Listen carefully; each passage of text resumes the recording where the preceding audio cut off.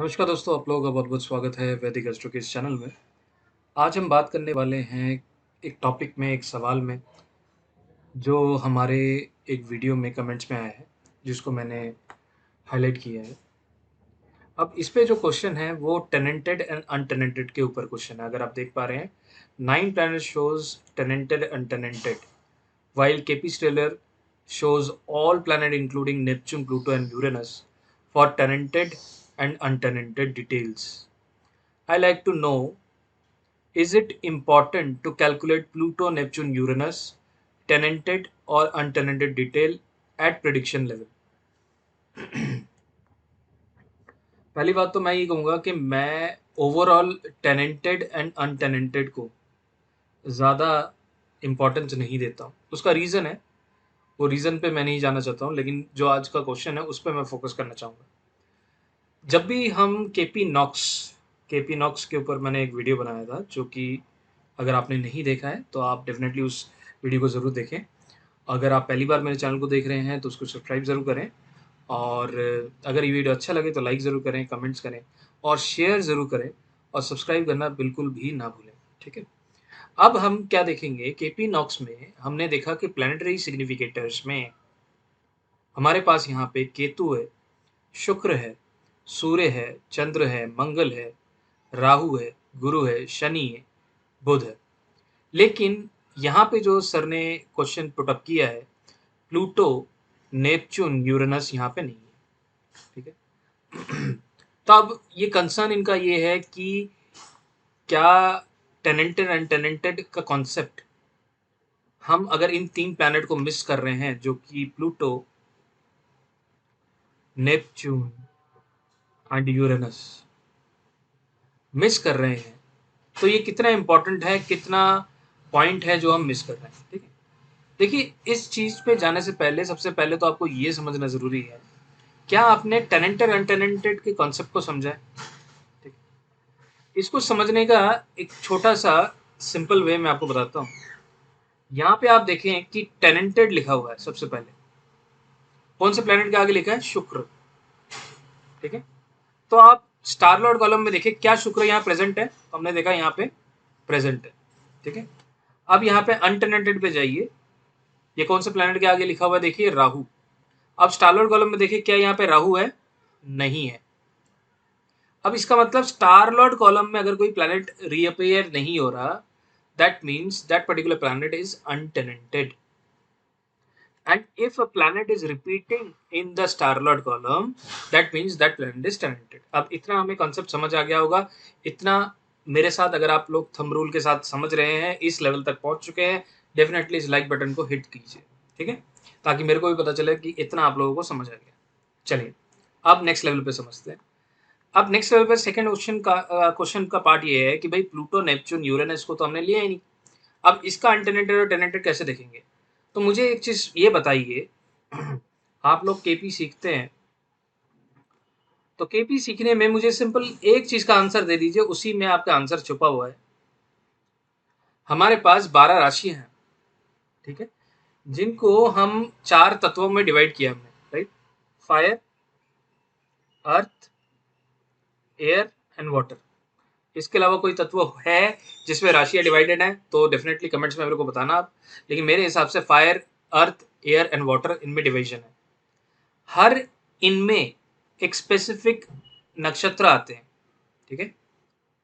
मतलब राशियां जब भी गतिमान होती हैं, उनमें 3 नक्षत्र लगभग आते हैं। ठीक है? हर राशि के अंदर। तो उन 3 नक्षत्रों में मेरा ये क्वेश्चन का आंसर देना आप लोग कमेंट में, क्या प्लूटो, नेपच्यून, यूरेनस नक्षत्र में कहीं आता है? तो आप बोलेंगे नहीं। ठीक है? तो इसका मतलब वो टेनेंटेड तो हो ही नहीं सकते। अगर वो नक्षत्र में कहीं नहीं आते, तो किसी भी राशि में जब ग्रह गोचर कर रहा है तो वो टेनेंटेड हो ही नहीं सकता। इसको समझने के लिए मैं थोड़ा सा नीचे जाऊंगा। मैंने केपी स्टार वन से यहाँ पे इसको पिक किया है। यहाँ पे मेरे पास यूरेनस भी है, यहाँ पे प्लूटो भी है, यहाँ पे नेपच्यून भी है। ठीक है जी? अब आप स्टार लॉर्ड कॉलम में देखिए, क्या कहीं पे आपको यूरेनस, नेपच्यून, प्लूटो दिखता है? नहीं दिख रहा है।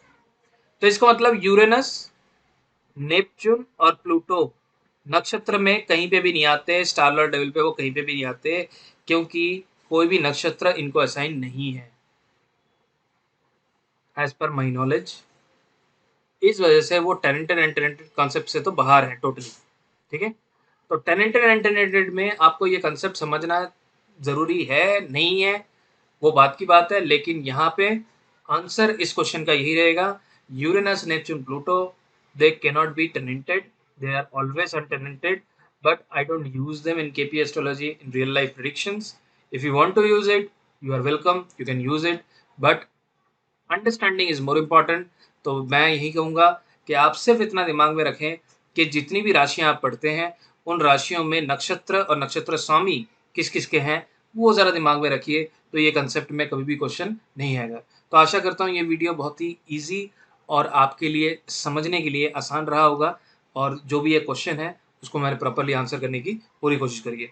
तो थैंक यू वेरी मच। इस वीडियो को शेयर ज़रूर करें और हमारे चैनल को सब्सक्राइब ज़रूर करें।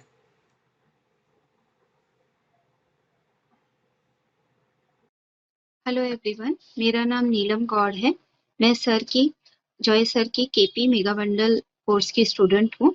यह कोर्स मैंने जून 2021 में परचेस किया है और मैं अपने इस डिसीजन को लेकर काफी खुश हूँ, क्योंकि जब मैं उसके सेशंस सुनती हूँ, देखती हूँ, तो मुझे इतना अलग और इतना नया जानकारी मिलती है हर प्लैनेट के बारे में और उनके पोजीशंस और उनकी दृष्टि एस्पेक्ट के बारे में, जो मैंने अभी तक इतना सोचा नहीं था।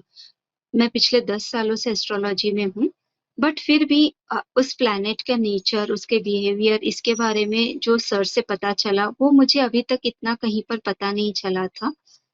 और सर जिस तरीके से हमको उस प्लैनेट के बारे में बताते हैं, उसके बिहेवियर, उसके नेचर के बारे में बताते हैं, उससे आप चाहे कोई भी एस्ट्रोलॉजी कर लें, वैदिक करें, केपी करें या फिर लाल किताब करते हैं, सबसे इम्पोर्टेंट है कि आप उस प्लैनेट को कैसे समझते हैं, उसके नेचर को, उसके बिहेवियर को कैसे आइडेंटिफाई करते हैं।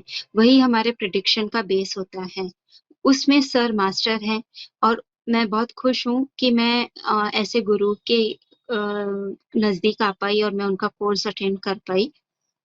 सो मैं आप लोगों से सभी से रिक्वेस्ट करूंगी कि आप सर को यूट्यूब पे फॉलो करें, उनके सेशंस देखें, और उसके बाद में आपको यह चीज जरूर महसूस होगी कि आपने सर से कोर्स करना चाहिए, ताकि आपको और डीप इंसाइट मिलेगी और नॉलेज मिलेगा, जिससे आपका प्रिडिक्शन पॉइंट बहुत स्ट्रांग बनेगा। Thank you. No review can be given about you, since you are an astrologer par excellence.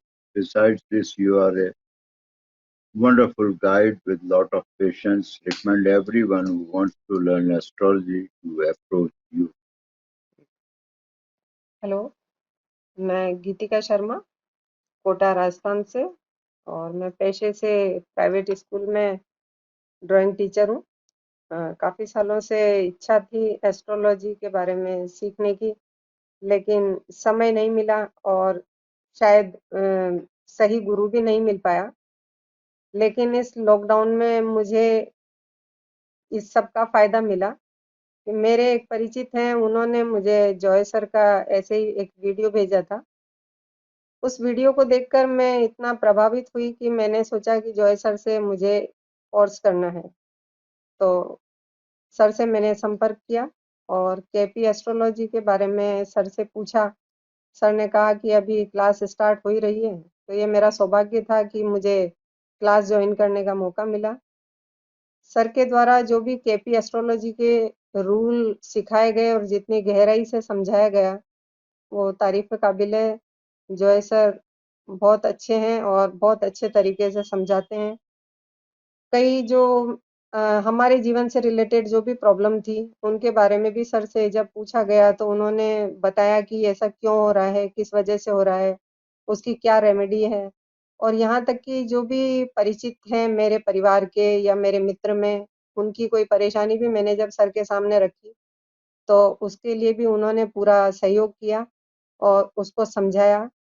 और सीखने की कोई उम्र नहीं होती है, जिस उम्र में भी आप जाग जाओ वही सीखने की सही उम्र होती है।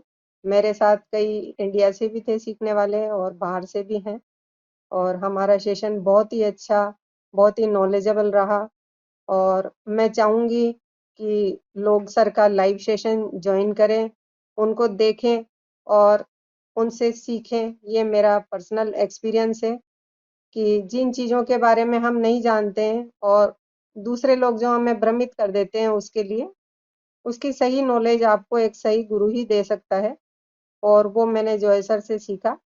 इसलिए मैं चाहूँगी कि आप सब जो भी सीखना चाहते हैं, केपी एस्ट्रोलॉजी बहुत ही अच्छा सब्जेक्ट है, आप सीखें और इसको अपने जीवन में उतारें, अपने परिवार का और मित्रों का सहयोग करें। Thank you.